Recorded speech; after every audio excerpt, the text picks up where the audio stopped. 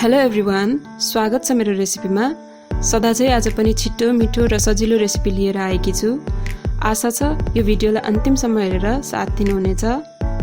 यदि हजुरहरू मेरो च्यानलमा नयाँ हुनुहुन्छ भने कृपया मेरो च्यानललाई सब्स्क्राइब गरेर नजिकैको बेल आइकन पनि प्रेस गरिदिनु होला। अब ढिला नगरिकन रेसिपीतर्फ अगाडि बढ्छु।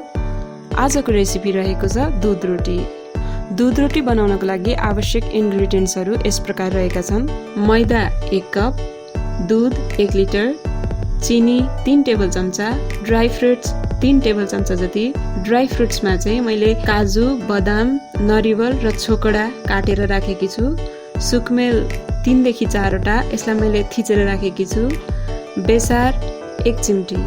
दुध रोटी बनाउन सबै इन्ग्रेडियन्ट्सहरू तयार पारिसकेपछि अब म पिठो मुस्दैछु। पिठो मुस्दाखेरि चाहिँ अलिअलि पानी राख्दै मुस्नुपर्छ। यदि एकैचोटि पानी हाल्यो भने चाहिँ पिठो गिलो हुन सक्छ।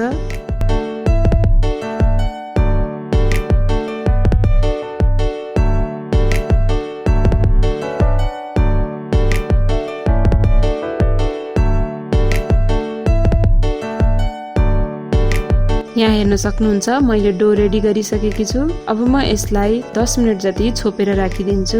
यसरी डोलाई छोपेर राख्यो भने चाहिँ यो अझै सफ्ट हुन्छ।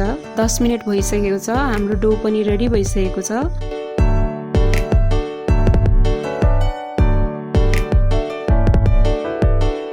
अब यो डोबाट सानसानो टुक्रा लिएर म यसलाई औँलाको सहायताले थिचेर सानसानो रोटी बनाउँदैछु।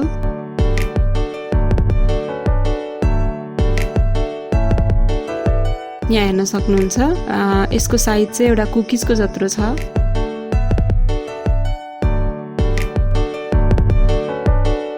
मैले सबै रोटी बनाएर प्लेटमा राखिसकेको छु।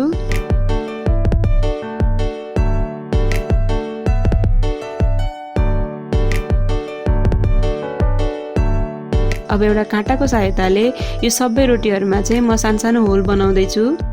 यसरी होल बनाउँदाखेरि चाहिँ यो रोटी मजाले पाक्छ र दुध पनि यसले राम्रोसँग एब्जर्ब गर्छ। हुन त यसरी होल नबनाए पनि हुन्छ, तर पर्सनल्ली यो रोटीलाई होल नबनाएर पकाएको भन्दा होल बनाएर पकाउँदाखेरि चाहिँ मैले अझ टेस्टी पाएकी छु।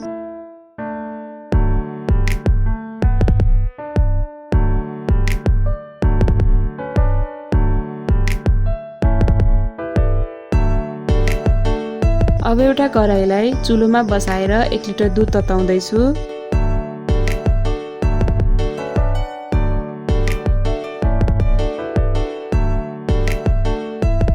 अब यो दुध तातिसकेपछि यसमा 3 टेबल चम्चा चिनीका साथसाथै अघि नै पिसेर राखेको सुकमेल पनि राख्दैछु।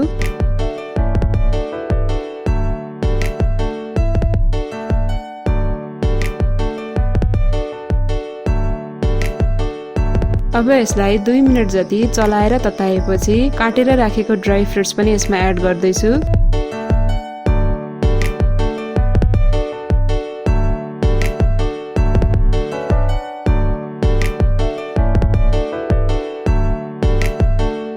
अब यसमा अघि नै बनाएर राखेको रोटी एक गरी हाल्दैछु। यसलाई चाहिँ एक गरी नै हाल्नु होला। यदि एकैचोटि हाल्यो भने चाहिँ यो एकअर्कासँग टाँसिएर डल्लो पर्छ।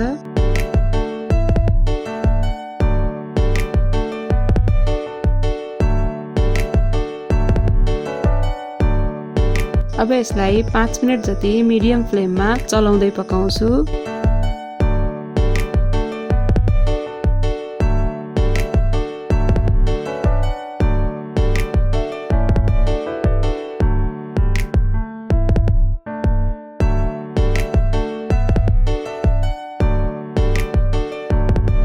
पाँच मिनट जति पकाइसकेपछि यसमा चाहिँ 1 पिन्च जति बेसारको धुलो म राख्दैछु।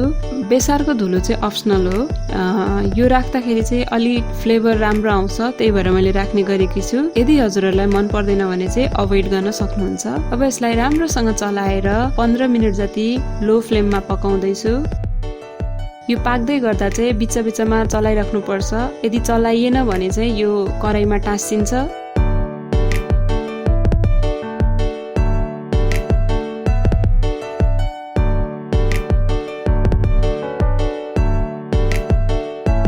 यहाँ हेर्नुस् त हाम्रो दुध रोटी अलमोस्ट रेडी भइसकेको छ। दुध पनि बाक्लो भइसकेको छ।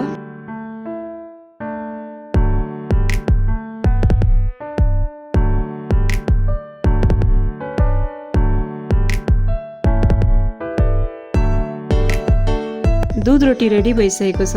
अब यसलाई हल्का सेलाउन दिएर सर्भ गर्दाखेरि चाहिँ बेटर हुन्छ। यो सेलाउँदै गएपछि यसको कलर पनि डार्क देखिएको छ। हजुरहरूलाई दुध रोटीको रेसिपी कस्तो लाग्यो? यदि मन पर्यो भने हाम्रो च्यानललाई सब्स्क्राइब गर्नुका साथसाथै बढीभन्दा बढी साथीहरूमा सेयर गरिदिनु होला। आगामी दिनहरूमा अझै इन्ट्रेस्टिङ रेसिपीहरू लिएर आउने नै छु।